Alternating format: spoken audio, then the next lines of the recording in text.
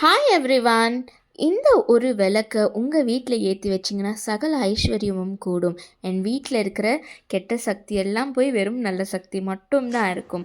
இந்த விளக்கை பற்றி தெரிஞ்சுக்கிறதுக்கு முன்னாடி இது வரைக்கும் நீங்கள் எங்களோட சேனலை சப்ஸ்கிரைப் பண்ணலன்னா மறக்காமல் சப்ஸ்கிரைப் பண்ணிக்கோங்க. பக்கத்தில் இருக்க பெல் பட்டனையும் ப்ரெஸ் பண்ணிக்கோங்க.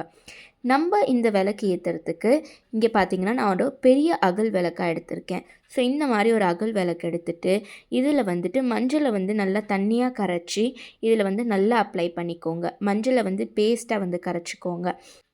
இந்த மாதிரி வந்துட்டு மஞ்சள் வந்து ஃபுல்லாக நம்ம அப்ளை பண்ணும்போது வெறும் விளக்கில் மட்டும் இல்லைங்க, வீட்டில் கூட வந்து இருக்கிற கெட்ட சக்தி எல்லாம் போய் வெறும் வந்து குட் வைப்ஸ் மட்டும்தான் வந்துட்டு உங்களுக்கு இருக்கும்.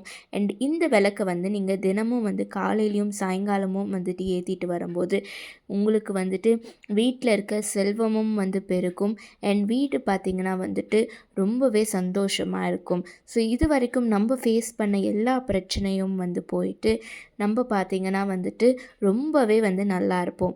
ஸோ இந்த விளக்கை வந்து நம்ம மறக்காமல் வந்துட்டு டெய்லி காலையிலையும் சாயங்காலமும் வந்துட்டு ஏற்றிட்டு வர்றது ரொம்பவே முக்கியம். ஸோ இந்த விளக்கு பண்ணுறதுக்கு நம்ம ஃபஸ்ட்டு வந்து இந்த மாதிரி ஃபுல்லாக வந்து மஞ்சள் தடவி வச்சுக்கலாம். இந்த மாதிரி ஃபுல்லாக மஞ்சள் தடவினதுக்கப்புறமா ஒரு சின்னதாக ஒரு அகல் வந்து எடுத்துக்கோங்க. இது வந்து பார்த்திங்கன்னா வந்து நீங்கள் பீங்கான் அகலில் வந்துட்டு பண்ண முடியாது. அதாச்சும் இந்த கண்ணாடியில் வந்து செய்கிற அகல் இருக்கு இல்லையா, அதில் வந்து பண்ண முடியாது. இந்த மாதிரி வந்து மண்ணில் செஞ்ச அகல் பண்ணும்போது வந்து இது பார்த்திங்கன்னா ரொம்பவே நல்லது. இந்த மாதிரி ஒரு சின்ன அகல் எடுத்துகிட்டு இதுலேயும் பார்த்திங்கன்னா சுற்றி வந்து நம்ம மஞ்சள் தடவி எடுத்துக்கலாம்.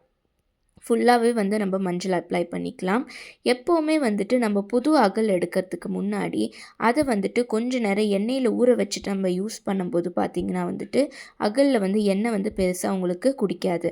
அதே நீங்கள் வந்து அப்படியே அந்த அந்த அகலை வந்து யூஸ் பண்ணிங்கன்னா எண்ணெய் பார்த்திங்கன்னா நிறைய வந்து உங்களுக்கு இழுக்கும்.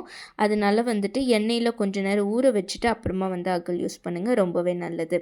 இப்போ இந்த பஞ்சமுக விளக்கில் பார்த்திங்கன்னா வந்துட்டு 5 முகத்துக்குமே வந்துட்டு நான் 5 குங்கும பொட்டு வந்து வைக்க போகிறேன். ஸோ வந்து நம்ம எப்போவுமே வந்துட்டு மஞ்சள் தடவினதுக்கப்புறமா இதுக்குள்ள வந்து பார்த்திங்கன்னா குங்குமப்பொட்டு வைக்கணும். அது வந்து ரொம்பவே அவசியம். ஸோ இந்த மாதிரி வந்துட்டு நம்ம குங்குமப்பொட்டு வந்து வச்சுக்கலாம். ஸோ 5 முகத்துக்கு 5 குங்குமப்பொட்டு வச்சுட்டு அதுக்கப்புறமா பார்த்திங்கன்னா நடுவில் ஒரு பொட்டு வச்சு அண்ட் சென்டரில் பார்த்திங்கன்னா இன்னொரு பொட்டு, மொத்தமாக 11 குங்குமப்பொட்டு வந்து இதில் வைக்க போகிறோம். அடுத்ததாக வந்து ஒரு சின்ன தட்டை எடுத்துக்கோங்க. இந்த தட்டில் வந்துட்டு நம்ம கொஞ்சமாக வந்து அரிசி சேர்த்துக்கலாம். அரிசி சேர்த்துட்டு அதுக்கு மேலே நம்ம ரெடி பண்ணி வச்சுருக்க இந்த மஞ்சளால் ஆன அகல் இதை வந்துட்டு இதுக்கு மேலே வந்து வச்சுக்கலாம். இதுக்கு மேலே பார்த்திங்கன்னா நம்ம இதில் வந்து உப்பு கொட்ட போகிறோம். ஸோ இந்த விளக்கு என்ன விளக்குன்னு சொல்லிட்டு இவ்வளோ நேரமாக எல்லாருமே யோசிச்சுட்ருப்பீங்க. இதுதான் வந்து உப்பு விளக்கு. ஸோ இதில் பார்த்திங்கன்னா வந்துட்டு நம்ம கல் உப்பு மட்டும்தான் யூஸ் பண்ணணும். பேக்கெட் உப்பு யூஸ் பண்ணக்கூடாது. ஏன்னா கல் உப்பில் இருக்க அத்தனை சக்தியும் பார்த்திங்கன்னா உங்களுக்கு வந்துட்டு நார்மல் தூள் உப்பில் கிடையாது. அதனால் வந்துட்டு கல் உப்பு தான் வந்துட்டு இந்த விளக்குக்கு நம்ம யூஸ் பண்ண போகிறோம். இதுக்கு மேலே வந்துட்டு ஒரு சின்ன அகல் விளக்கு வந்து நான் வந்து வச்சுக்கிறேன். இந்த மாதிரி வைக்கும்போது அகல் விளக்குலேருந்து எண்ணெய் கசைஞ்சாலும் வந்துட்டு அது வந்து அந்த உப்பில் வந்து உங்களுக்கு வராது. அதனால் வந்து பார்த்திங்கன்னா உப்பு வந்து உங்களுக்கு ஈரமாகாது. இது வச்சுட்டு இதுக்கு மேலே நம்ம ரெடி பண்ணி வச்சுக்க அந்த மஞ்சளால் ஆன சின்ன அகல். ஸோ அதுலேயும் வந்துட்டு 3 குங்குமப்பொட்டு வச்சு அதையும் வச்சுக்கலாம். ஸோ இதை வந்து நான் என்னோடய பூஜை ரூமில் வச்சு காமிக்கிறேன் பாருங்கள். இந்த மாதிரி ஒரு மணை மேலே வச்சுட்டு இதுக்கு வந்து பூ வச்சு நம்ம டெய்லி பூஜை பண்ணிட்டு வரும்போது வீட்டில் பார்த்திங்கன்னா வந்துட்டு ரொம்பவே வந்து குட் வைப்ஸாக இருக்கும்.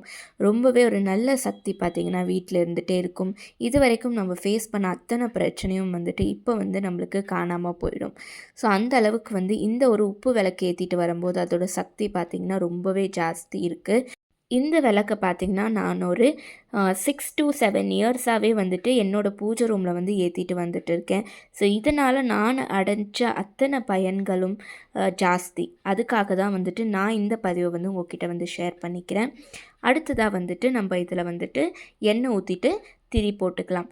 திரி எப்போ போட்டாலுமே வந்துட்டு திரியோட அந்த முனையில் பார்த்திங்கன்னா கொஞ்சமாக வந்து எண்ணெய் வந்து அப்ளை பண்ணி விட்டுக்கோங்க. அப்போ தான் வந்து நம்மளோட திரி பார்த்திங்கன்னா வந்து ரொம்பவே சீக்கிரமாக எரியும். இல்லாட்டி திரி வந்து எண்ணெய் இல்லாத வாசி வந்துட்டு கருகி போயிடும்.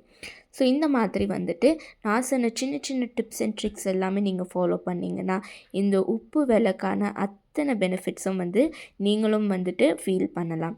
இப்போ இந்த மாதிரி வந்து நம்ம தினமும் காலையிலயும் சாயங்காலமும் வந்து நம்ம பூஜை பண்ணிவிட்டு நம்ம பூஜை ரூமில் வந்து ஒரு சாம்பிராணியோ இல்லை உங்களால் முடிஞ்சால் கற்பூரம் இல்லாட்டி வந்து ஊதுவத்தி இந்த மாதிரி ஏற்றிட்டு ஒரு காமாட்சி அம்மன் விளக்கு அண்ட் இந்த மாதிரி ஒரு உப்பு விளக்கு ஏற்றிட்டு வரும்போது வீடே பார்த்திங்கன்னா ரொம்பவே வந்து தெய்வீகமாக இருக்கும். அண்ட் வந்துட்டு நம்மளாலையும் வந்து அந்த ஃபீலை வந்து பார்த்திங்கன்னா உணர முடியும். இந்த உப்பு விளக்குக்கான வீடியோ உங்களுக்கு பிடிச்சிருந்ததுன்னா கண்டிப்பாக கல்பனா பிளாசாக்கு லைக் பண்ணுங்கள், ஷேர் பண்ணுங்கள், சப்ஸ்கிரைப் பண்ணுங்கள்.